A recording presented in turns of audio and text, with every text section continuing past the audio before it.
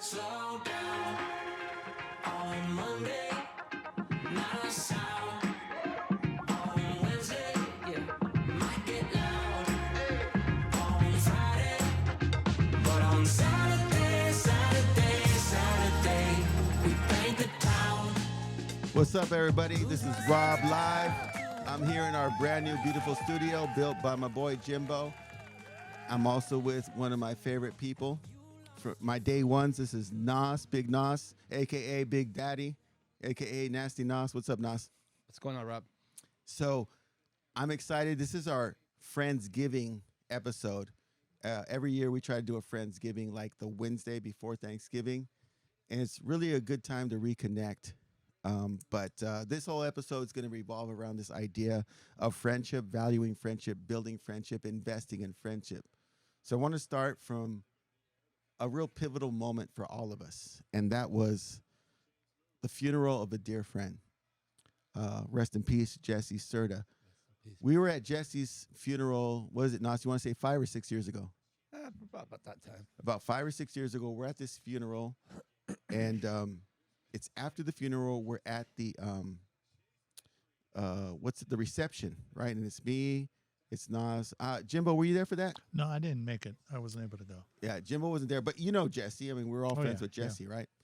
And so Jesse Serta was one of these guys who's like a connector, right? He had really good, strong relationships, bonds with all of us. And so obviously we were going to be there for him. He passed away, succumbed to cancer after a 5 to 6 year battle. And so we're all there. And I remember we're in the reception area. And I don't recall who it was. Nas, you remember who it was who said this? It was either Matt or Mac. One of those It's two. either Matt Konatsu or Max Cisneros. Rob. And he said, boys, we can't be meeting like this.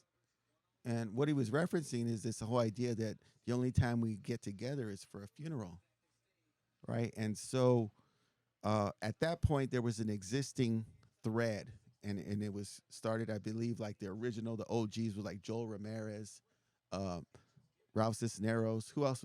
You? Yeah, we had Lavios, main crew, Wheezy. Yeah, so this crew that existed, it was a thread. Red. And Nas invited me to be a part of the thread, and the thread evolved into something called the Sauce Crew. And so we've been in touch, we've connected, we've met on a regular basis since then for like the last 5 or 6 years. And the reason that's significant is because I was reading a book by Bronnie Ware, and Bronnie worked in a hospice, right, where people go to pass away in a comfortable setting. And she had conversations with all these people. One of her biggest tasks was talking to people, and they all shared regrets that they had now that their life was ending.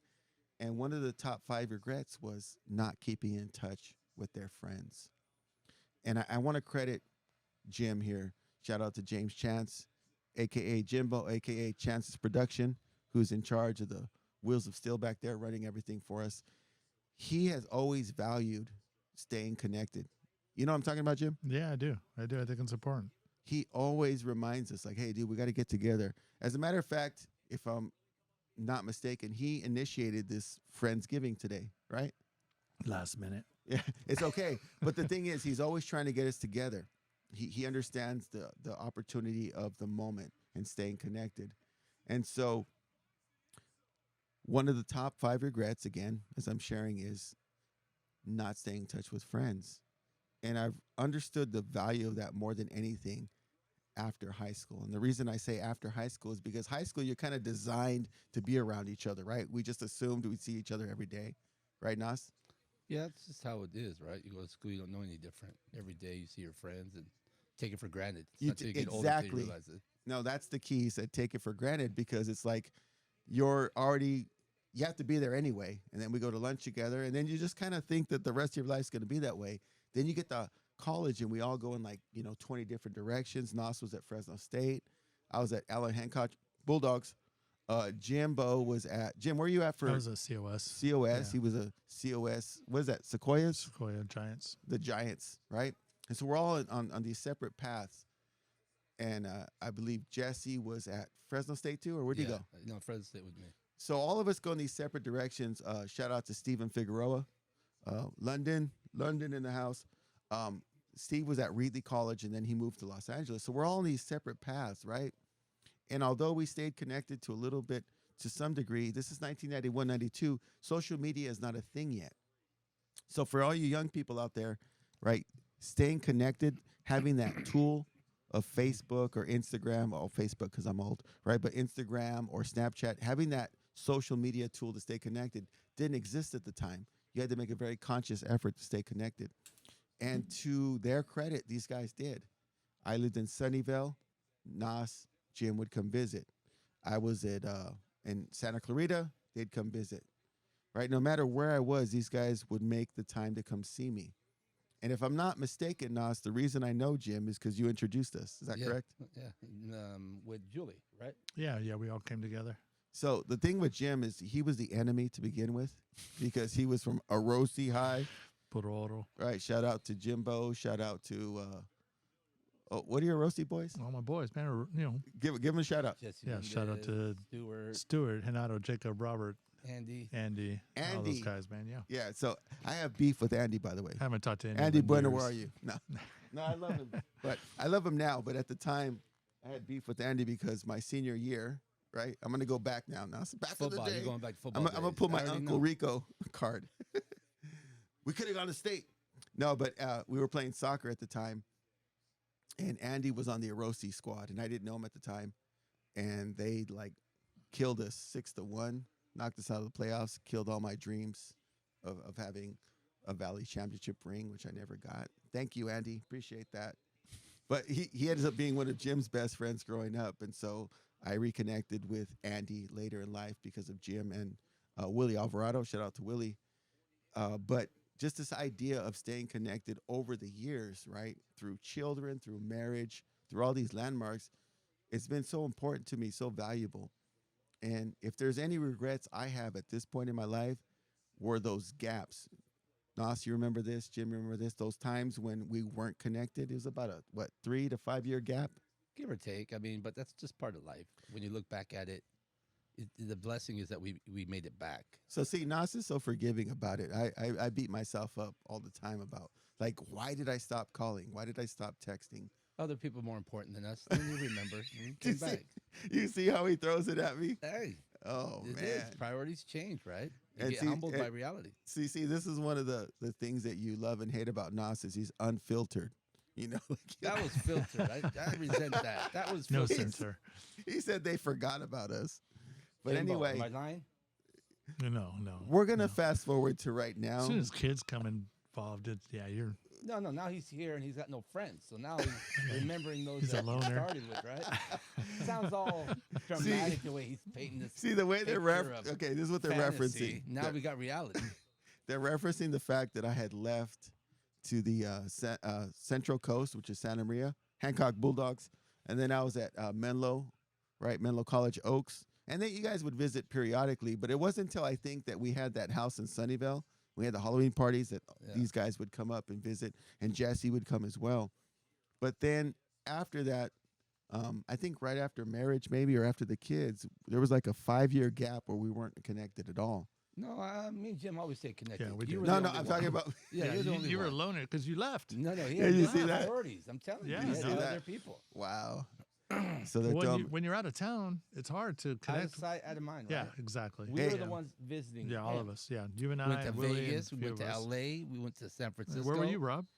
After the podcast, can you guys wipe off the bus tracks on the back of my sweater? They just threw me under the bus, folks. Hey, this is RobLive. Back This is it up. RobLive. Yeah. If you knew asking me on here, I told you. No llores.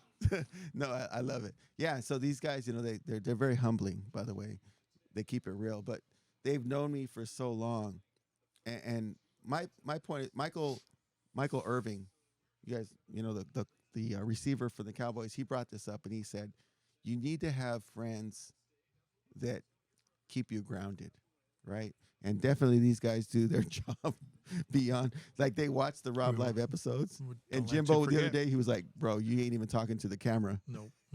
And it's like, Attention. that's a terrible angle. Yep. And Nas will be like, dude, why are you blinking so much? Like, do you really have to stutter? Like, they're so real about it that it makes me better, and I appreciate it. And they've given me this ability to have thick skin, because I know as I enter this world, this realm of social media, the feedback's That gonna did come not back. sound good. No, thick Big skin. skin. Thick skin. Not, So- not based on our part. It's called So love. I want to talk to both of them now, and we're gonna ask a few questions. Right, this is the part where Nas gets Nice. he gets a little nervous. He doesn't have to answer. What are you gonna? I plead the fifth. I I'll tell plead you the right fifth. now. I plead the fifth. So Nas, we're gonna start with you. Do you recall how we met? Watch, you won't remember. Let's see. Dude, we're 50 years old, bro. How do you remember those things? See that? Jim said a preemptive strike. He's like, I'm not gonna remember it all. No. It was probably through Steve, if I remember right. It was compa. Steve Figueroa. Yeah. Okay. Do you remember the day, or do you remember the incident, or? No, I don't remember the The time hour. of day. What were you wearing? Yeah. Jeez. I remember the Beetle that you drove. I remember The Blue Hood. graduation is actually where we really hung out a lot. But Wait, when I graduated from high school. no, during the graduation I remember a lot of things within that time frame. But I know through my junior year, I crossed your path. I mean, Oh, we yeah. played football together. Yeah. You hung out with Steve. I always hung out with Steve too. and we Okay. had So kind of you the same saw me group. play football. Saw you. We played together. For my kids, who never got to see me.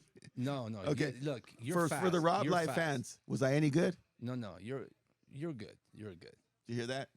Hear that? You were fast. I was always jealous of that. Yeah, playing football with Nas was an experience, because he would literally argue with our own teammates in the huddle so bad that we couldn't get the playoff, but it was so funny. Like, You better go into contact because nothing about that sounds even remotely why. You're not even telling the why. we You had already, first of all, you knew who we played with. Everybody Either fought with them or they didn't even put up with them. I You give just me thought that. I thought it was hilarious that the quarterback had to like break up a little scuffle in between when we're having the huddle just to get the playoff. And it was always Nas, because he was the tight end next to the lineman, and they'd always have their little differences. And the quarterback would be like, "Hey, can we run the play here?" And then they would like be quiet. We run the play. But anyway, it was wonderful playing with Nas, and I think that's where we got closer. You know, there's something about being a teammate, right? Us against them mentality that brings you a little bit closer. And so I was fortunate enough to play with Nas. I was fortunate to play with Steve Figueroa. At that time, Joel had already moved on to wrestling. Who else was on the team with us from the Sauce Crew? From the Sauce Crew. Do you I don't remember? really know. There was really It was just me, Joel, you and Steve. me and Steve. Joel early on. had moved on to Yeah. wrestling. Remember, he was MVP for 1991. Was it 92? I'm not even gonna go there. You could talk to him about that. Yeah. I wonder who else on the Sauce Crew was on the team though. I don't think. Well, it was a couple of us anyway, and that's just a bonding experience in and of itself, you know, just Yeah. playing sports together. But then you graduate, you take your separate paths, and then some of us stay connected. And I feel like life has this way of filtering out people and also bringing people closer. And much to my surprise, but, you know, it was a pleasant surprise, we stayed connected. Yeah, You one know? way or another, we did. I Yeah, mean, like- we may have had gaps here and there, but For the we most always part, yeah. somehow found you and brought you back in. So we had this thing, right? I was living at the time with my homeboys. Shout out to Eric, Aldana, and Mike Esparza. Those are my college friends from Menlo. We had a house together, and we're living in Sunnyvale. We used to throw these like annual Halloween parties, and so I'd always invite my friends from the valley, and Nas would show up, Jesse would show up, and then one year, Nas brings this other guy with him, right? This tall redhead. Big corn-fed. And I'm like, white boy. who's this guy? And Nas is like, hey, I just want to invite, I want to meet my friend Jim. The entertainment's here. Yeah, Jim's here. So here's the thing with Jim. He'd come to these Halloween parties, right? And he had a camera. Jim was a media guy from day one. Like, he always had a camera with him. He was always trying to capture the moment, which I really appreciate now, because there's a whole birthday party that Jim has entire footage of that was shared with me later. Most of the footage is not of you, though. But yeah, no, it wasn't. Yeah, he It followed was- me around. It was Remember the that? interesting costumes, Yeah. right? So Jim would come, and we became super close as well, almost to the point that I recall even going to your grandma's house one time in Clovis. Do you remember that? Yeah. So over time, Jim and I got really close, Were you in his wedding too? Did you go to the wedding? Did you I go went to the wedding. He came to the wedding Yeah. too, didn't Yeah, he? it Yeah. was, Madeira? whose backyard was that? It was like a backyard. It was beautiful. Madeira, in the Is backyard. that Madeira? Just up the road from us. Yeah. Yeah. Just up the road where Jim now lives with his beautiful wife Leslie. And then here's the other thing where we got even closer. Jim calls me one day, and now Jim had been a longtime cameraman with channel, you name it, Channel 24, Channel 30. Who else, Jim? 47. 47 everybody. Univision. Univision. Yeah. No habla español. un No habla poquito nomás. español, but he still got that job. Yeah. Jim's a hustler. So he was a cameraman for many years. Then he calls me one day. He's like, hey, I'm thinking about going into teaching. Now, I had been an educator at that time, maybe about, 10 years. And I was like, really? And he's like, yeah. And I didn't think he was serious. But this dude follows through, starts working for Sierra High School, becomes the ASB director. And now, what is it, 10 years later? How long you been teaching? 10 years. Yeah. This is my 10th Man, year. it's been 10 years? Yeah, That's dude, it's crazy. crazy. I know. Out there. And 10 years into it, like he is one of He's my the man. favorite educators. The thing I like about Jim in terms of education is, like any good teacher, he really loves what he does, and so he puts his heart into it. And he's always calling me with new ideas on how to make things better. And I'll give you an example. You've been of how, teaching more than I have, though. yeah, 20 years. Yeah. See, so I lean on you. Yeah, I no, don't- but it's you know. your passion, right? You can be a teacher for 30 years and not really have that passion. But let me tell you how deep this guy takes it. I don't know, Nas, if you even know this story. I said, hey, Jim, how's the ASB thing going? He's like, wow, dude, I just had a rally. And here's what he did. He pulls up to the rally in a motorcycle, right? He then takes a coffin. Where'd you get the coffin? That's his for I Halloween. own it. He Yeah. owns, I okay, own he owns a yeah. coffin. Yeah, we love Halloween. And he lays out this coffin in the middle of the gym, and he puts the rival mascot right in the Yep. coffin, which was a beaver or what was a it? badger. Yosemite Yosemite Badgers. Badgers, yeah. Right, and he's at Sierra Chieftains. Chieftains, yeah. Sierra Chieftains, and he puts the badger in the coffin. He drives up with his motorcycle, music blaring, the crowd's going nuts, and I think you open the coffin. No, the tail was sticking out the back Oh, okay, because the football players brought it in, yeah, symbolizing that, yeah, we killed the badger. we killed the badger. So I didn't get any permission from my principal at the time. So it No. was kind of, yeah. No, see, that's what true rebels do. They ask permission later, or they like Forgiveness. forgiveness Yeah. later. And so I was like, man, this guy's going all out, and that's when I knew like he's really serious about this teaching thing, you know. Well, Going, I think just like any of us, dude, we all grew up together to where if you have a career that you're passionate about, I mean, Nas, you've worked at how long? How long have you been Oh, doing it? man, about 20 years. Yeah. easy, So, 20 and you've plus been years. teaching for 20 years. I did TV for 26 years. Now I'm teaching for 10. yeah, So I think any career that you love to do, you stay with it for a while until you realize like I'm ready for a change, yeah. So, but I think, because you're not going to want to stay 20, 30 years in a job you hate or a career you No. hate. Yeah. Well, a lot those- of people I think are stuck, right? And that it's sounds all crazy. perspective. If you're Yeah. lucky enough to be in a job that long and Yeah. you truly enjoy it, it shows. No, yeah. but and if you don't, you're not Yeah. gonna have the passion like he described No. doing the stuff that you do. yeah. Well, But yeah. even talking. Okay, let's go to Nas now. From the day I met him, he worked every single weekend. Am I exaggerating? No, that's right. Every Sounds single like weekend 6 he was years old. out, starting with the flea markets, or as Latinos This would is call it, post career though. remate. Pre-career. Pre-career. Yeah. But it was the same spirit. It was sales. It was hustle, right? Then he goes into what was next after? Illegal drugs. Was it tobacco, right? Yeah, tobacco for about 5 years. So, but your whole life it was But sales, it was still sales. right? And then now pharmaceutical, Yeah, pharmaceuticals, 20 plus years. and he won't talk about it, but I always do. Is he's in a large company and he's been salesman of the year for this entire large company, at least 2-3 years that I know of, probably more. How many? It's not, I mean, I've been lucky. I've had Okay, some here we good go. years. I've Here's had the some hump. good years. Humble Nas. This is why I love him. He won't tell you, but he's won the award, right, in a company with multiple. So my point being that when you have friends who are passionate about what they do, you feed off that. And if you're not in something that you're not passionate of, watching them excel makes you want to find your passion. And for me, that's education. right? And so again, when they say, "Who are you?" a lot of times you ask, "Well, who do you spend time with? Who are your friends?" And a lot of that defines who you become, just off their accolades, off their passion, off their attitude about what it is they do. So, Nas, if you had to define what friendship means to you, well, how would you summarize that? For me, I mean, I think everybody's different, right? So I've always kind of prided myself being kind of cut from the old cloth. So for me, it's all about loyalty. So I was gonna say that.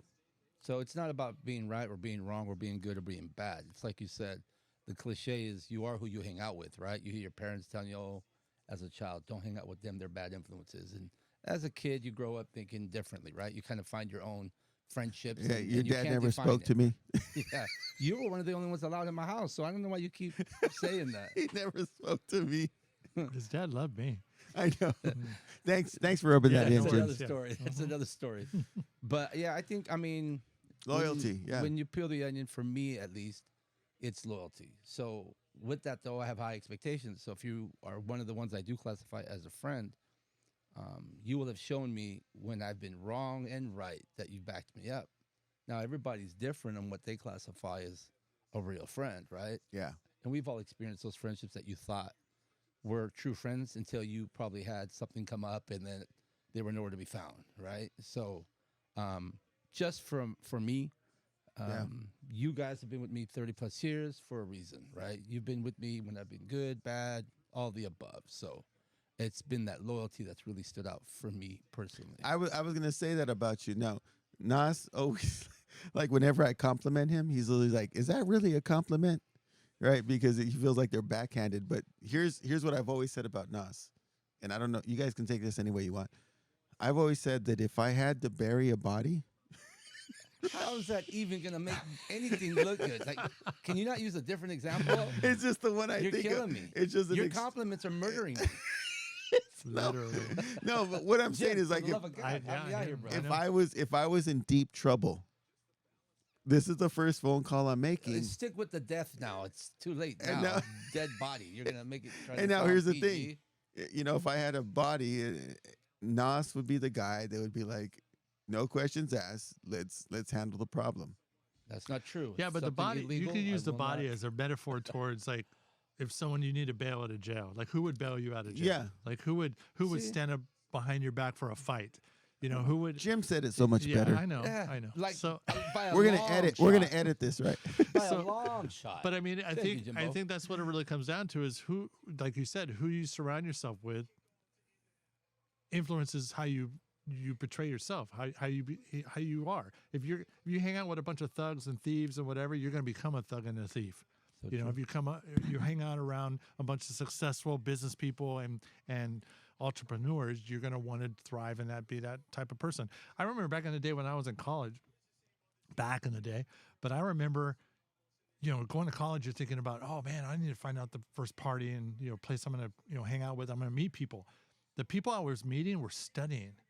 They were like involved in things related to the school and what they were doing. To They were better there for a themselves. reason. To Yeah. better And themselves. so I started thinking, what am I doing here? I'm in the wrong place. Either I want to be a part of them or do I want to leave and find that party or that Wait, atmosphere? are we talking about That's Reedley a College, Rosie. Fresno That's- City? No, that was That's what a well, Rosie that taught was- you. Yeah, there was a Rosie Where talk, the but parties I at? was in Reedley when I was doing Reedley it. College. Reedley College, yeah, and Kings River, and so so I understood really quick. I'm paying for my education here. I need to either Make the most of represent it. and make the most of it, or I'm wasting my time. And so I started realizing, yeah, I better start studying. My parents are paying for this. I might as well do something with it.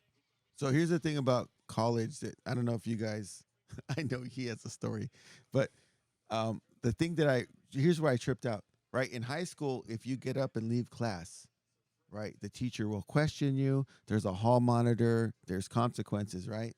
But I remember being in my first college course, Allen Hancock College Bulldogs, played soccer. When I was there, I remember my first class was like 150, 200 people. Number one, that's like huge, right? It was music appreciation. Big forum. And I remember this guy standing up distinctly in the middle of class. He stood up and just walked out.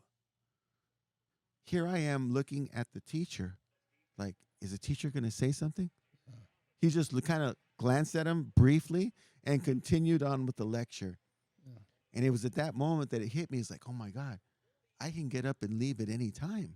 Yeah, welcome to being grown. Yeah, welcome to the real world. Like, you've already paid your tuition, right? You've already paid. They have your money. And if you choose to stay and get educated, that's fine. But you have free will. So self-discipline is now playing a huge role in whether or not you decide to stick through college. And you guys want to know what my biggest motivation was? At the time, it was very like superficial, but here's what I didn't want to be. Do you remember when you guys were in high school and it was lunchtime and you would see like older guys who had already graduated and they'd be cruising around at lunch? Do you remember that? You know what I'm talking about? Yeah. The lunch cruisers? That was my biggest fear. The ones who couldn't leave high school Last behind. year's My- graduate. High school was their heyday. Yeah. Yeah. And so my biggest fear was that I would graduate from high school. My life would be going nowhere and I'd be forced to cruise around the school at lunchtime. Oh, do you remember the girls in high school that were dating the college kids? And you're thinking, oh my God, that's so cool. Nas Dating is the like taking it to the college next kid. level. And I'm thinking, at the time, you know, you're in high school and you're seeing our girls are dating the college. You're thinking, oh man, the college kids. You look back and go, those fools are dating the high school girl. Like, Sick. it's funny though. You know, Yeah. hindsight's 20/20, right? When you look back, Yeah. but that's part of growing up, man. That's part of living. And then you didn't even mention the flip side. If you're in class, you can leave. The professor didn't care. But I remember having a lot of classes where if you came to class late, they locked the door. So high school, you get in trouble for not being there, right? You're Yeah. held accountable. College, they almost let you know, like, I can care less if you're here because we got our money, like you said. Yeah. So either you can leave freely, or if you didn't show up on time, some professors were like, you're not taking it serious. I don't have to deal with you. I lock the door. You come at the time you're supposed to be here. Now, if you want to leave, your prerogative, but you want to come in my class, you will come at the time it starts, Yeah. or you will not be allowed in. So Well- that was my biggest eye-opener about my college experience when I was running late to a class and I couldn't get in. Oh, no. Not running late. No, He- don't no. take it further. No. Let that go. He forgot this story, and this really impressed me about Nas. See, you didn't know I was going there. My Nas fault. I had a included it. final, right? And he's driving his dad's van to work down the 99 freeway. For those who live in the Central Valley, you know the 99. He's in a van. It's raining. His van hydroplanes, which means it's now lifted off the road and is going across 3 lanes up the side of the freeway, rolls back down, right? And he's in the vehicle, but yeah, he rolled Yeah, it. 3 times. So I forgot I told him that story. He the doesn't forget the nothing. ambulance comes, the police come, they check him out. He says, "I am fine. I gotta go to class. I am late for my final." This guy shows up to the final after flipping his van, takes the final, passes the class. Am I exaggerating? No, you're right. Tell that story real quick. No, you said it. It's just, it was kind of crazy because I did get in a pretty bad accident and I cut my head, so my head was bleeding. And And I you had showed to, up in class. well, I had to sign a waiver because the ambulance, I Mm-hmm. guess by law, when they see something that's an obvious injury, they have to, I didn't know this, you almost literally have to forcefully be taken to the hospital to get checked out because I had rolled the van 3 times. It rolled up the hill and rolled back down. Who took you to school? The tow truck driver, I told him I needed a ride, so he took me. You can't make this up, folks. This is Yeah. real. And the professor, this was a really strict professor. He wasn't going to let me do it, but he saw my head cut with blood on it, and my jacket was all muddy, and so He's actually like, gave "Let me a check pass." the wound." I think he was more afraid of because he was obviously. I mean, come on, in college we always my dog ate the homework like in high school. In college, like we mentioned earlier, right? They don't care. Do you remember the course?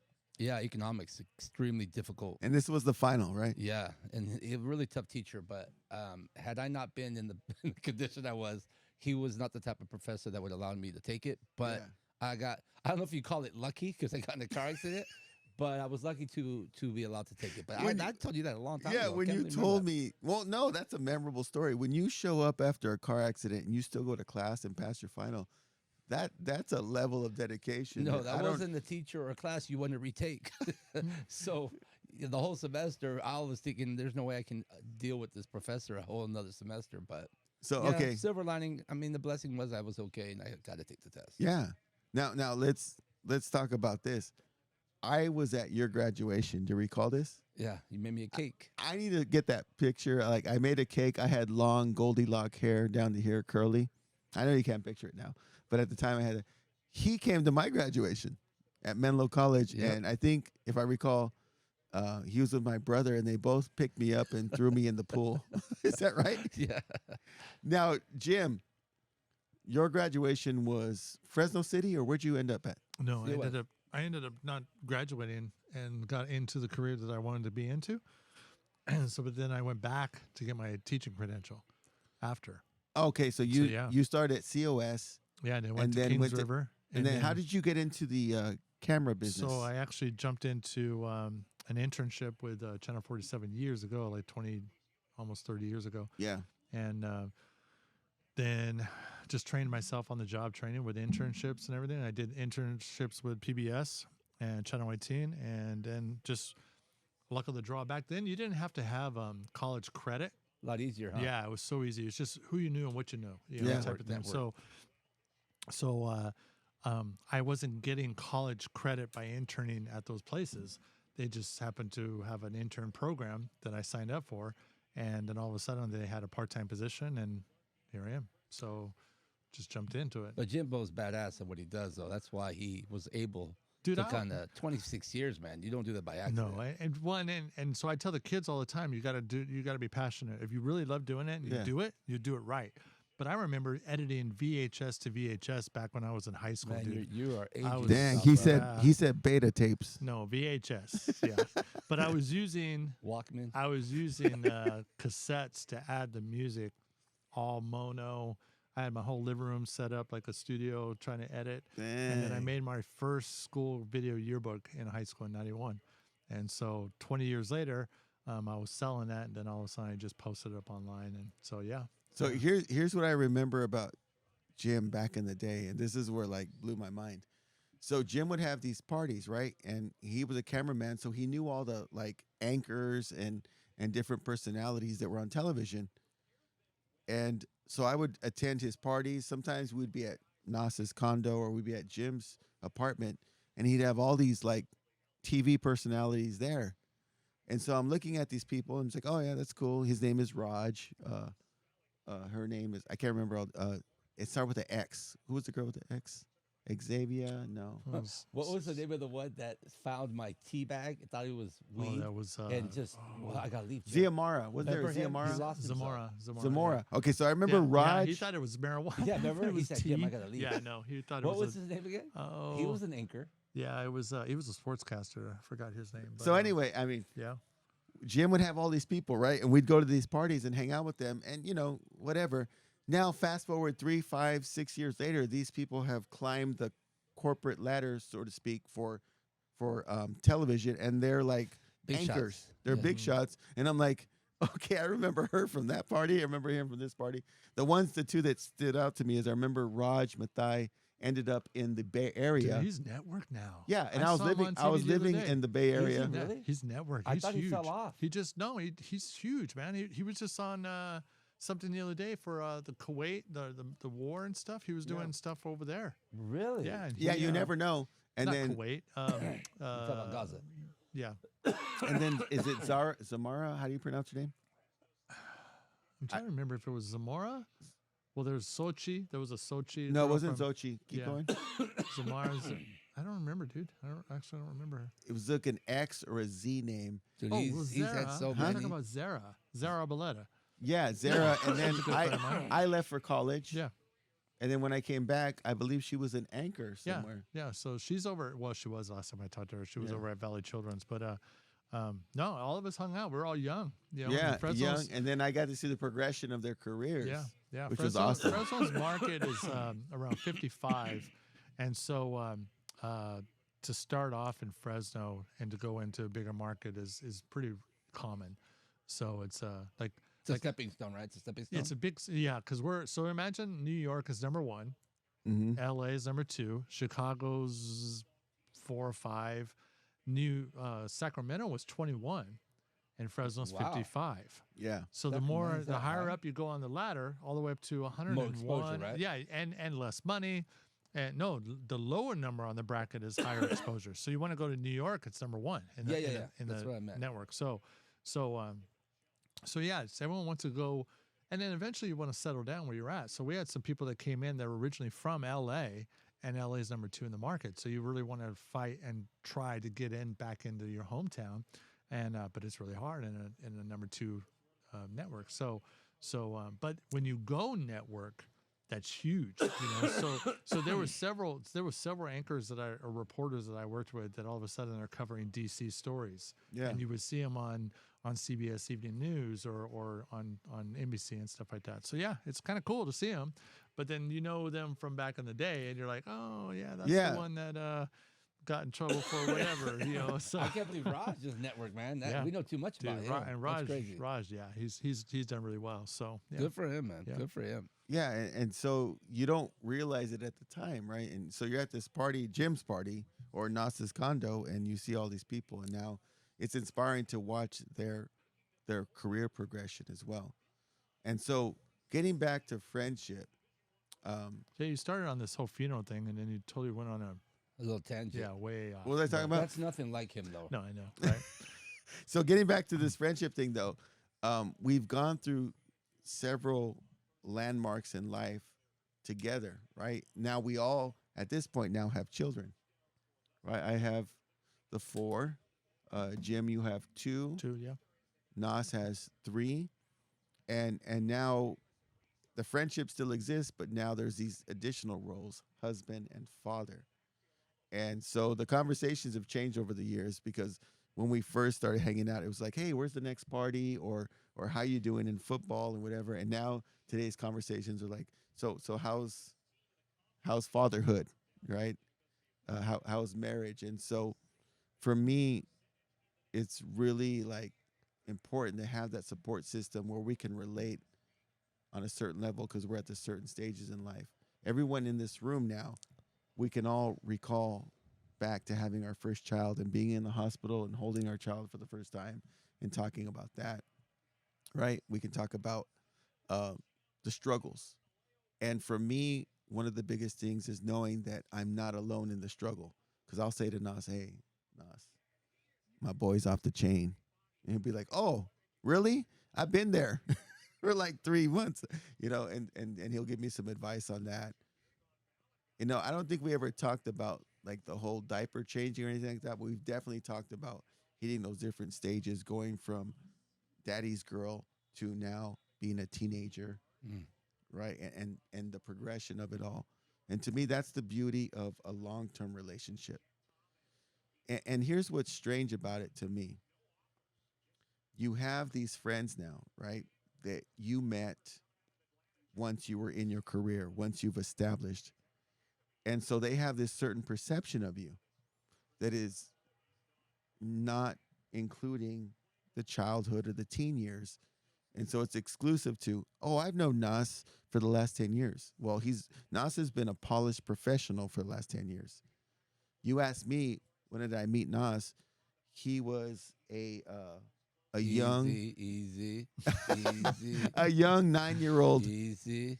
Little League pitcher, That's good. chewing on Abba Zaba. You're getting better, Rob. I'm proud Do you know of what I'm talking about? Oh, I know exactly what you're talking about. I'm afraid of what you're going to talk about. So I have a different perception of you know, the origin of Nas. When I first met Jim, I think he had a full head of red hair. Right? You remember that? Yeah, I did. Yeah. And no children, Nope. you know. And so it's just a different level of understanding, because you know the origin story. And that's what I think is so unique about our friendships. I think we're all at over 30 years, right? Yeah, at least. We've known each At other at least least. 30 years. So At I'm going to least. say I met Jim in 95, 96. Sooner than that, I think. Sooner than that? Because me and him have been around right out of high school. I met Nas when he was 10 years old, but he didn't know me. He No, was I knew you. You were on the baseball team. He's See, no, see, Jimmy, look, Jimmy, he loves bringing up this story.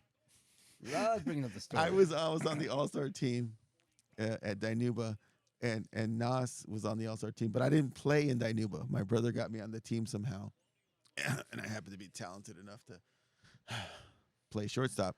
But Nas was our pitcher, and nobody from Danuba knew me. I was just a random London kid on the team. He doesn't even remember me. I remember But you. but he You came to remembers United. I he remember you. remembers the team. It was the Giannini. We were all in green with the yellow, Yep. and we were like the C team apparently. I remember you. George you keep saying Angulu. that. You're killing me. And here's the thing, my distinct first memory is Nas is buying Abba Zaba at the snack bar, and it's one of those candy bars. You're like, who eats that? Yeah, I don't eat those. I don't know. That had to have been a one-off. because That's I the one probably thing had you it once. remember about meeting you was what candy bar he was buying. Yes. And it's a candy bar I don't even like. So obviously, I think it was something I tried and I didn't even like. Okay, I after need that. to know this right now. Are we able to pause to go to the little boy's room? Yeah, yeah. Hang on. Because An intermission Yeah. So I'm really back in 5. all right. So let's hang on. Don't do anything. So let's take a break, and we'll be right back. oh, there's an outro. Outro. Wow, you're making Yeah. up words. Is there such a thing as outro? Exit. All right. Nobody else has this. I just want to know, have you lost your footing too? I just pray that I'm not losing you. Catch me floating. And we're back with Rob Live. I'm here with Nas and Jim. Just had to excuse myself to the little boy's room for a minute there. But I wanted to talk about the next like pivotal moment in my life after marriage, after being a father. And that is returning back to the Central Valley. For those who don't know, I was born and raised in the Central Valley, born in Fresno, raised in London, California. And many people confuse that because it's a very famous name, right? London, England. And they're like, when I talk to people outside of the valley and I say I'm from London, they're like, you have no British accent. And I have to clarify that there's one in California, small town next to Dinuba. But anyway, I've been gone for about 20 years at this point, right? Bay Area, Central Coast, Los Angeles. And so I returned to the valley with a wife and our 4 kids. And actually, Kevin stayed back in Santa Clarita and built his own family. Shout out to my son, Kevin. But we came back, and I start to reconnect with Nas. I start to reconnect with Jim. And I remember having this conversation with Nas. I don't know if you remember this, Nas, where I was like recognizing the fact that I had kind of like disappeared for a couple of years. Do you remember that conversation? Yeah, I do. Very vividly. And I say to Nas, I say, hey, man, you know, I want to apologize for like disappearing for a while, because Nas had always made an effort to come out to Santa Clarita, Santa Maria, Sunnyvale. Anywhere I was at, Nas would always make an effort to come out, and then eventually bring along Jim. And then when I was in Los Angeles, he came out to my wedding. Jim, did you come to the wedding? In Los Angeles? Yeah, No. Santa Clarita. Oh, you brought Jesse Serta. Yeah, me and him went together. Yeah. That's right. And so, and then for whatever reason, for the next 5 years before I moved back home, we had no connection. Remember, you were in Vegas too, so I went to see you in Vegas as well. Not Okay, just LA. he's Vegas, just LA. rubbing it in now. Well, you know, if you're gonna bring it up, you're gonna sugarcoat. If you're and gonna make bring it yourself up, look good yeah. on everything. So he'd always stay connected with me, and now I have my children. I get really overwhelmed, and we're not connected. And then I came back to the valley, and I start reconnecting with Nas and Jim. And one of my first conversations with Nas is like, hey, you know, I'm really sorry for not being around for a while and not reaching out to you. And Nas, who's typically very forgiving, like, you know, and that he let me have it, and I deserved it. Do you remember that? And he's like, I can't believe you remembered it. yeah. Oh, I remember, because you let me have it. And he's like, hey, since you're bringing it up, yeah, you did kind of disappear for a while, and yeah, I was a little disappointed. No, but it's like we said before. I mean, unlike yourself, you actually left the valley, kind of spread your wings, right? Got a chance to experience a lot of different things. And knowing you with your type of personality and your character, I'm not surprised you bonded and made some really good friends in other places. It's just you were preoccupied, which is not meaning it in a bad way, but because you end up coming back to the valley, I think it's human nature, man. People lose their focus once in a while, but it's those friendships such as what we have, that we can talk and not make it like when I was telling you about that conversation. It wasn't to hurt your feelings. It was more or less, sometimes you forget other people's perspective of those who love you and care about you, right? And just, it's nice. I take it as a compliment. I gave it as a compliment, just so that at that time, I remember you were kind of down and out. And we talked, not to go in further detail, just about the realization that, listen, even though you were gone and you made other friends and strong bonds, we have history that's been consistent, in that whatever you think is really bad based on what you're experiencing, nothing's really changed if you just step back and look at the big picture. We've been involved one way or another, granted with some gaps, right? But we were still there. You know what I mean? And so it was to let you know that, hey, listen, you're feeling down and out, but this is another perspective. And if you look at that, you'll come to realize it. In knowing who you are and the type of person you are, I wasn't surprised the way you took it and how it's only kind of built the relationship even stronger. Okay, so here's what happened. No, man, you're going to go in detail now? My son, both of them played Little League. They're fairly talented. Shout out to Panda and Jaden. And I was coaching Lemoore Little League, and I was the all-star coach this particular year. And we end up winning the championship for our area there in Lemoore Tigers. And we win. Enough shout-outs, for the love of God. And I go to Applebee's. Do you remember this?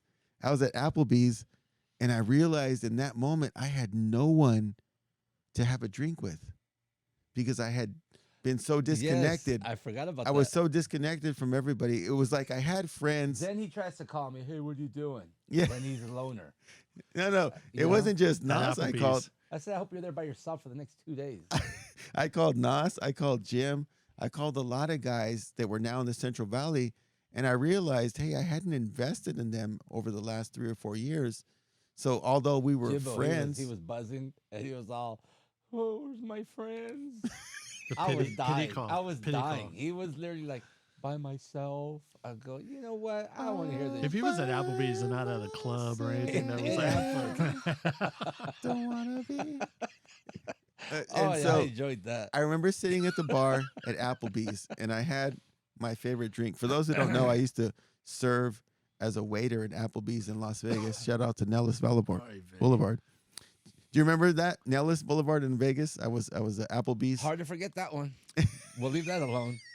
And I We'll was a leave that server alone. there, and I fell in love with this drink called the Perfect Margarita, right? Which is real lime muse. That's lime abuse. No one cares about your damn drink. Move lime on. juice. Anyway, and so I'm having the Perfect Margarita. I'm in Hanford, California now. I'm back in the Valley. I've been back for about 2 or 3 years, and I'm celebrating this all-star victory. Championship. And I realized, like, I don't have any real friends around me to celebrate this with, because I've neglected those relationships. And Wait, so wait, but prefaced that with the fact that you've coached and you've got last place for like a million years and didn't think it was possible that he could win. You know the story, Jim? No, I Terrible never heard this. No. coach. He was asking for help from all of us. Hey, how do I coach? I suck. I lose. And he finally won. And then he was by himself to celebrate. terrible coach. You You know, stupid. see, Oh my so here's the God. thing. Let me tell you guys, you current athletes right now, just because you were good at a sport doesn't mean that You're a good automatically coach, you'll be yeah. a good coach. It has to translate. And so for me, I was a very instinctive athlete, which meaning I wasn't very technically sound. I didn't have fundamentals. I was just happened to be fast or able to catch a ball. And so when it came time to coach, I really didn't have the fundamental knowledge to be a great coach. And so there was many years, as Nas said, of losses. And finally, I win this all-star game, this tournament. And I go to Applebee's. I have the perfect margarita. And I'm sitting there by myself. And I'm realizing, like, I have totally neglected my local friendships. That's Such a buzzkill. I love it. that is a perfect sound. That's how I felt. Hey, same. Same experience. Remember, teacher of the week. Wait, what? You never won teacher of the week or teacher of the year. But Oh I my- did, and then when you found out I did, you were like, Yeah. No. Here's the thing. Oh my God, it was so funny. I've been Poor teaching. guy. I've been teaching for twice as long as Jim. Right. I'm like in my 15th year of teaching. Jim's like in his 2nd year of teaching, and he calls us all, and he's like, "Hey, I won teacher of the year." it was my fifth Fifth year. Yeah, fifth. He T- called hey, me and I'm goes, teach- no one likes me as teacher. Am I a good teacher? I said, I'm not a student. I don't know what to tell you. He's like, Grab a pair and move on, man. Come and on. I'm like, Jim won teacher of the year in his 5th year. I'm in my 15th He year. called me, tell me, he goes, fucking Jim won that. And I didn't. Are we gonna Oh, I edit? shouldn't Are we cuss. gonna I edit the shouldn't- f Nah, bombs? I don't care. You can't cuss? That's Oh, I Peggy. got to take that out. Yeah. Oh, that was too funny, though. You know what? I was so hurt. Boy, he was so butthurt. I was thinking, oh, he is having a pity party. Well, like he I've was never patting me seen. on the back like a good friend. No, right? I And was- then I was- moping to you. No, but I Oh, was man. I was excited for you, but then as I reflected on myself, Like, I'm 20 years. He's 5 years. he won teacher of the year. No, it gets worse. So there's this teacher of the month, right, that we give away at our school at every staff meeting once a month. So we had a guy come in from Indiana. I think his name was Mr. Bloom, if I'm not mistaken. It was a math. Shout out to Mr. Bloom. Yeah, it was math. It was math, right?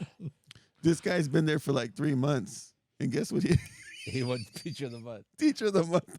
I've been there for like almost 9 years. I have not won it, and I'm like, wow, this guy's been here for 3 months. He wins this Remember, he award. finally got it, and he was like giving an Oscar speech. You know, you guys do Okay. see me. It was I my am alive. it was my Susan Lucci moment. You guys know who Susan Lucci is? Susan Lucy never won it. That was the ongoing thing with her. She'd always go But back, but she never won. finally got it after 19 nominations or something like that. Did she actually get one at the end? Eventually, at the I end, thought yes, she didn't. Susan Lucci. But that's who I was, right? You're And so when Jose Jim Lucci. wins it, I called Nos and I was like, "Hey, I'm happy for Jim, but Guess who won? guess who didn't win again?" But yeah, so thank you, Jim, for that. Yeah, no worries. That's what friends are for. Yeah. So anyway, as I was telling you guys, I'm at Applebee's. I'm by myself, and I'm having a drink, and I'm realizing none of my close friends that I grew up with, I'm not connected to any of them right now. And so I called Nas and had a pity party. He had And- an epiphany. Yeah. Yes. Hey, and to No one Nas's likes credit, he let me have it. He's like, "Well, you haven't done a great job of staying connected. You've been home all this time, Straight up. and never once have you invited me over." Or, and I was like, "You're right, Nas." And then I commenced to drink 3 more margaritas. I can only imagine how that ended by himself. Oh yeah, it was bad. And it was at that moment I was like, you know what? I'm gonna make a better effort to stay connected to my local friends. And so I started to call Nas more often. I think said- that's when I brought you into the sauce crew, too. Yeah, he brought me to the foster crew right then, right after the funeral. The funeral happened That's right right. after that. And Jim, we started to reconnect because he was teaching. And now I'm at a point where I can proudly say that I talk to most of these guys more than once a week. Is that accurate? Yeah, that's pretty good. Right? At least, and a lot of it has to do with the sauce thread, but with Jim, we have a lot of connections. We actually had another channel together, Two Hungry Teachers. Shout out to 200 teachers. That's currently on the Lucci. Yeah. Hey, you know what? We're still getting subscribers, I Jim. know, yeah. We're still getting subscribers. Did you guys get up to 13? So let me or ask something? Jim on camera right now. Let me put the heat on him. Are we ever going to have another episode? Let's do it right here. People We want to can do it know. on your live podcast. We could join 2 live RobLive, and 200 Two live crews, teachers, what do you 2 wanna live say? crew. No, people ask me at school, my students, they're like, "Hey, when are you guys going to do another episode of Two Hungry Teachers?" And I said, I really don't know because it's like Simon and Garfunkel. It takes 2. It takes 2 to make a thing go right. You know what sucks is I actually have 2 that I never edited that I did on some of our trips, like my family trips. Yeah, but you're by Yeah, yourself. I am by myself. I could- No, I'm talking about the dynamic just- duo, It is what one it is. hungry teacher. Batman and Robin. Yeah, You guys Are we have gonna do moved another? on. You need to focus on these podcasts, I think. right. I Let know. the past be the past. That's what got you here, right? Yeah, If you don't it let did. it go. you It don't let did. go. It did lead to this. Mhm. But And look- anyway, look at you now. look at me now. You got I'm Janet getting Janet paper. Jackson No, I'm behind not you. getting paper. You got celebrities on stage with you. Yeah, Janet Jackson takes me back to 1990. Is that 1990, 91? I don't know. That post is the original. But I want to talk about Janet Jackson for a moment because I want you guys to understand this. And this is something that you can Going on pass a on to your tangent kids. here. Bring 'em relates back. everything Bring him to. back. No, please, no, no. But Jimbo. listen. Give me a minute here. Janet Jackson was 5 years old when she first was on television. She was on the talent show. It was like a variety show, and Are she you was on plugging Janet Jackson? Her No, ass no, is no, no. retired. Why are you plugging her? We're coming back around. So Janet was on the show, and she was a complete natural from day one. When she got on camera, she was singing and dancing and acting. Right? She was on Huxtables, wasn't she? No, she was actually on Different Strokes. That's right. I thought it was Huxtables. But here's the thing with Janet. From the day she was born, she witnessed her older brothers, from Michael to Tito to Jermaine to Jackie, right? All of them, Randy, they were all already on stage. They were Entertainers. accomplished entertainers, right? And so when she came into the world, she came into a family of entertainers, and so it was second nature for her to become one as well. And it wasn't like something she put on a pedestal, something that was No one unattainable. cares about Janet Jackson. But let me get to it. Because you're giving me a headache over No, this no, we're shit. gonna get to it. My point Why being, me? my I'm in point being Applebee's again. that the next generation, our children, right? They see us on a podcast. They see us connecting. You comparing yourself to the Jackson 5? I'm not. Okay. But my point is that as fathers, as husbands, as family members, as siblings, we are now doing some things that are significant in our worlds that now our children are going to grow up and think that it's a very natural thing. Well, you're exposing them to something that subconsciously, I think, may have an effect or may not. But Yeah. you're not. Are you doing it to the extent where you think it's going to have an effect, or is Absolute. it a one-off? I already have one son who has a YouTube channel. Nice, Right. Panda. Big Boy Panda 8. Shout out to Big Boy Alright. Panda 8. Shout out, Right. Panda. I'm okay with that, but no one else. But what I'm saying You is, got no sponsors. You never No. shout out. what I'm saying, like, Jim, you're having a profound effect on your daughters. Nas, you're having a profound effect on your children. And I feel like sometimes we don't recognize our accomplishments, and not only on a personal level, but how they're affecting our future generations. So that at one point, maybe our kids are going to have a podcast together. And it's going to seem completely natural because we were the pioneers of this for our families. So basically, he's saying lead by example. Exactly. Yeah, Pretty that's much. really what he's saying. Yeah. And that, And make it a positive. and I want to recognize you guys for doing that, because a lot of times I follow the example I see you guys do, and I see how much passion Jim put into being a cameraman and now teaching. I see the passion that Nas has for sales and helping people, and Not I only feed just off of that. I don't think I would never categorize as Nasser as just he is a salesman, more of an entrepreneur. You could try to make a buck anywhere you could go. So it's just trying to sell what you're good at. Or would you consider yourself a professional salesman? I don't know if I see myself in that light. I've never been the type to really kind of look at myself in that perspective. I guess the real question would be to you guys, like you were trying to describe. What do you guys see me as? Yeah, You know what I mean? that's what I see. I think a lot Hustler. of You said people- hustler before, but I mean, is he really a hustler? Well, to me, there's a positive and negative connotation to that term, right? Yeah. And when I look at hustling, I look at Shady. You Take- can no, it no. either Well, the way way. we grew up Yeah. with the people around us, I Yeah. can see how it could have that negative aspect. I think it's on the person. and what Perspective. Yeah, right. So But when I look at you, Nas, I see you making $1 out of 15 cents, making the best of a situation, right? And from the first time I met Nas, and this was when he was pitching, but then fast forward to his freshman year of high school, there was a lot of confrontations that I witnessed between Nas and other people where he had to stand up for himself, and he was by himself.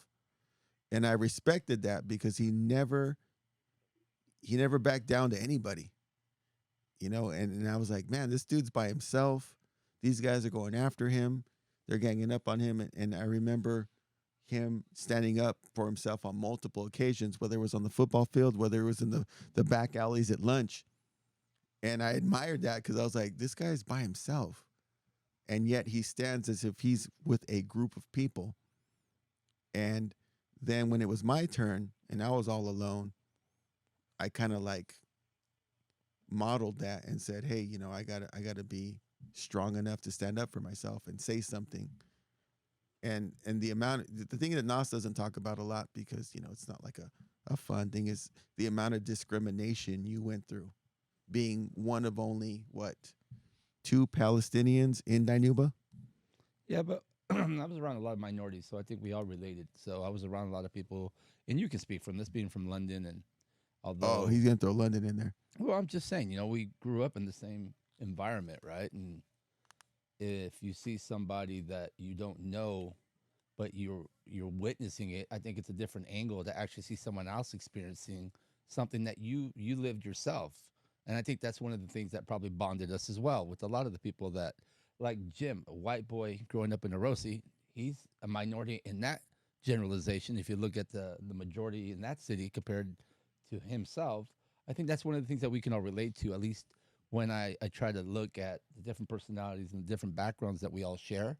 The one consistent characteristic is we were all somewhat minorities, and we all grew up relatively poor, you know, and look at us. It's like they say, you kind of emulate those that you're around, and we all started with nothing, and we continue to energize and fuel each other even to this day, after 30 plus years, right?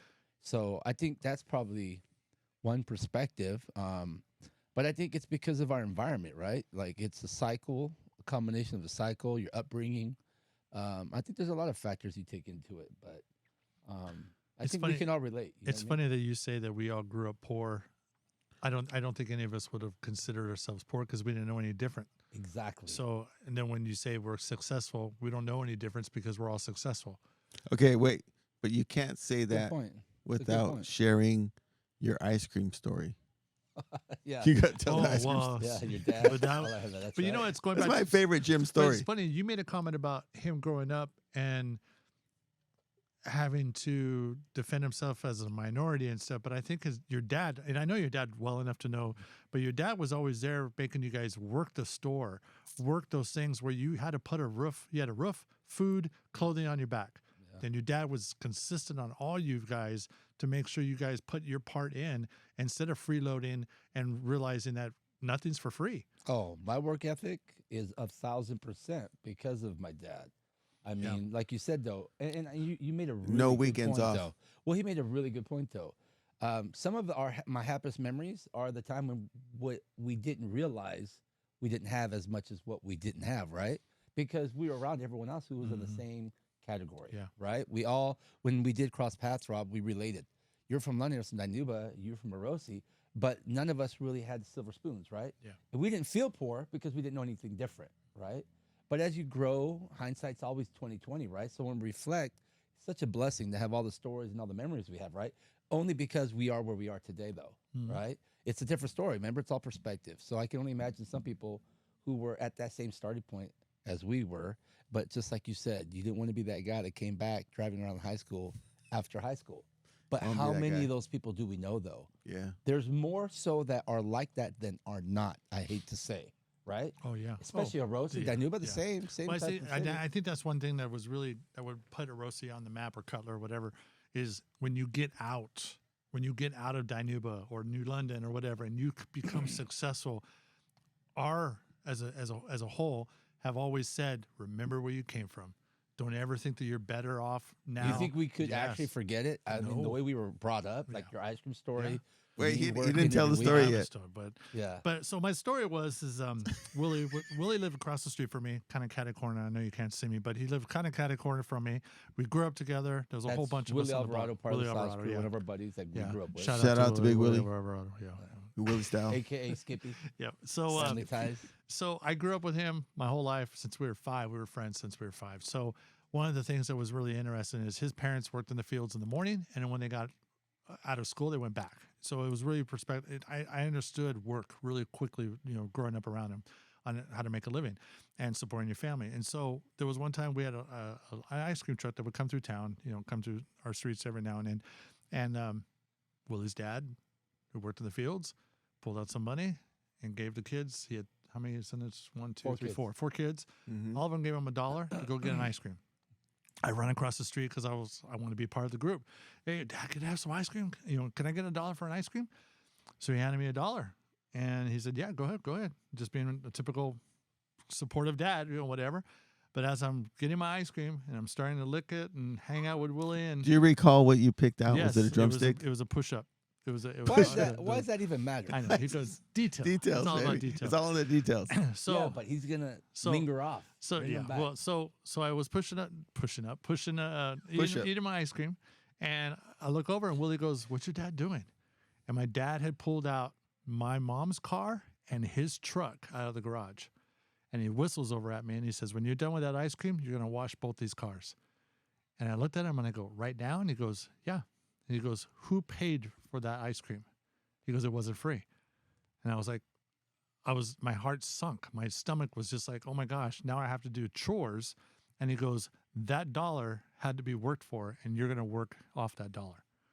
And so I sat there and washed both those cars. Not just his car, mind you. Shoot, car washes are what, $25 now, give or take? Oh man. So my dad made me learn the value of $1 in that exact time, that moment. And now do you feel like you appreciate Well, that? I'm the tightest guy you ever know. Oh, I got a good story for you. No, he ain't lying. One of my brothers can't stand him sometimes. Whatever. There was this one time we were at the condo, and He's going to bring it up. I know he is. Oh, I he know. already know. He already know. He already knows. This is just funny because I mean, what's funny is we all know our habits, our our traits, and what defines us, right? We were at the condo one time. I can't remember, and Jimbo was always coming over. And my brother happened to be this one time, and Which brother? Mohammed. Mo. Big Mo, Mo. Big Mo. Shout out to Mo.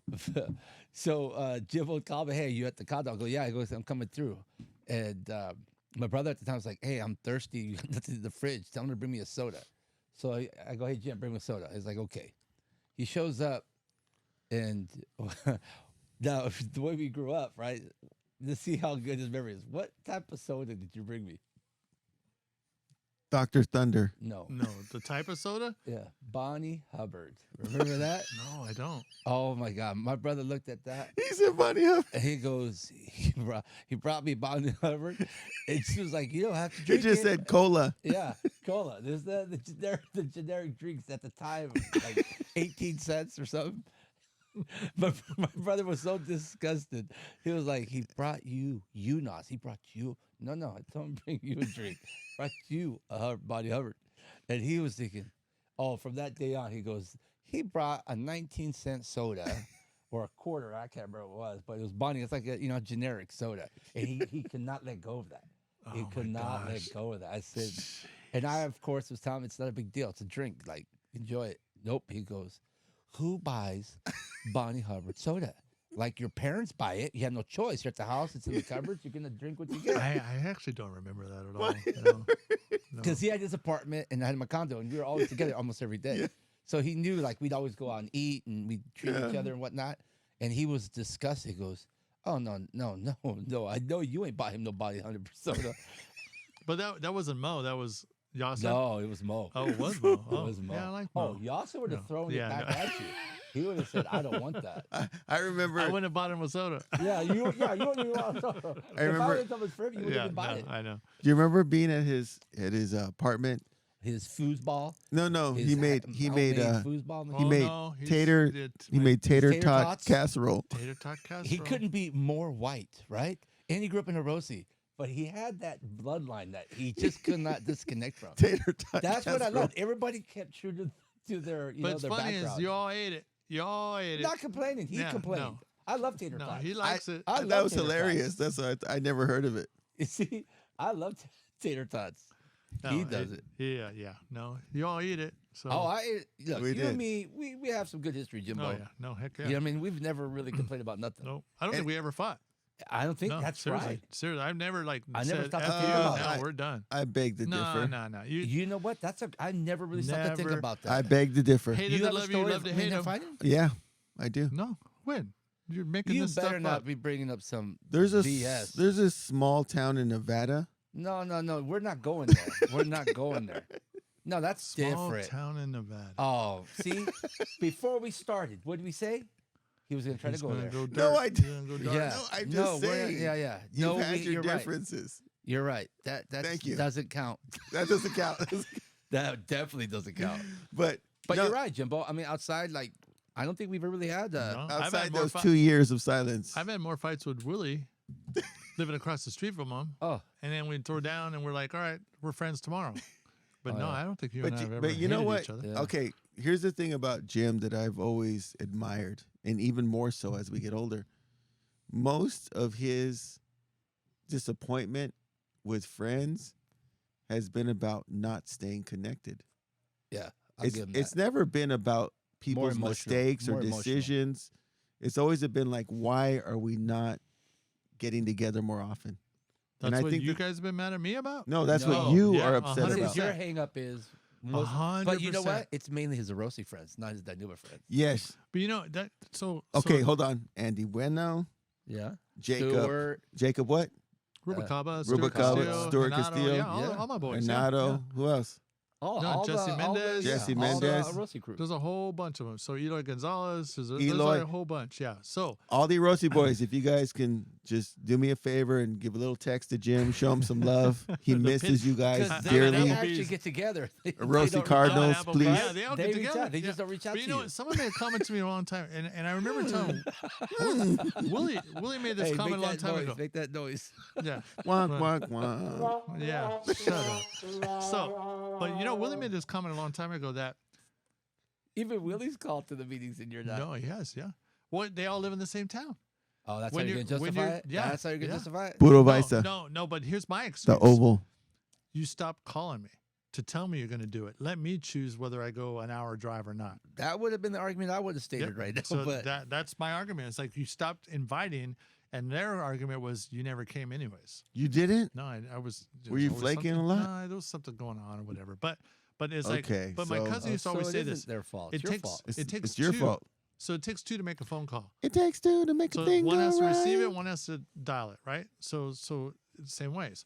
If you and I haven't talked to each other in a long time, I think in your defense, though, like, because I've known you for so long, you're not, I don't consider you an emotional type, but I treasure your friendship because you treasure the little things.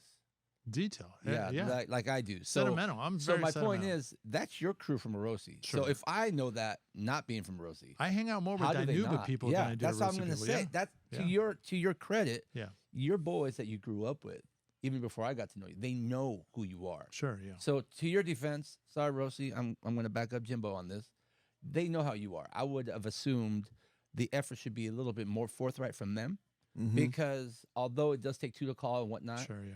I think if you have a reason why you're not showing up, it's never because you don't want to be there. Mm. You No, you have obligations. exactly. So I'll give you that. I'll give you And that. I think that's what it was. Is if I got the phone call saying, "Hey, we're going to have this over here going on," I would probably make the effort to try to be there. I mean, we have weekends off. You know, Yeah. now you're an adult. you I know, think that's why we've been so strong because we were somewhat sentimental in that regard. Like we like to stay. Mhm. We don't have to talk every day, see each other every week. We can pick up where we left off. But I know that you make efforts, and I know you know I do too. dude. And that's one- when I ripped into Rob because he's the same way, except he forgot. Like who's he people were. forgot us, but Yeah. it's all right. We addressed that. You know, and No, this- don't want to this- beat a dead horse. And I'm not going to bring down something negative because at my dad's funeral, I remember telling, I had to speak about the topic. remember at that. my dad's I funeral. remember. And I remember telling everybody that turn to the person next to him and tell them hi, or I said something to them because you never know how long they have. Yeah. Because you just never know how much, Amen. how much much time you have. time you have to see that person Preach. you're sitting next to. And so it was just one of those things where my grandma used to always tell me, I would always ask her like, "Oh, next time I come to Visalia, I'll come see you and whatever." And she'd always tell me, "You're only as busy as you want to be. If Yeah. you really want to, you would make the time to come see me." And I'll never forget that. It was like a So true. knife in my back. And I realized, God, there was so much time I wish I would have had more to come and see her. So, but you know, that's just what it is. What are you doing? I forgot he was even sitting I know there. he's just quiet. See But that? You're so only as yeah. busy as you want to You're be. only as busy as you want to be. He looked at me the whole time when he said that. So, no, I mean, well, we're doing what we should be doing. Is Yeah. hanging Now, out. you know what? Let's focus on the present, and we're all here. Yeah, let's forget the past. Screw it, all of it. Forget everything. How, No, how convenient. no, but no. This on a serious note, I'm really so happy to pass this Friendsgiving with these two guys. It's like perfect that it's these two individuals because they're the two that locally here in the Valley have reminded me the value of friendship by always reaching out. And I want to publicly apologize now to both of you before we end our Friendsgiving for not making these friendships more of a priority in the past. But in the present moment, I truly value what we have today. So thank you both for being on RobLive. Thank you both for providing this unique platform with your perspective, your personality, and Jim for this awesome setup that he put together. I know. I love it. I love you, Rob. I love you, Das. So I want to close this Friendsgiving 2023 out with my traditional sign out. Those viewers, 139 subscribers now. Appreciate all of you. So you guys do it with me here. It's love, peace, and what, Nas? Chicken grease. Chicken baby. grace. We out. But on Saturday, we paint the town.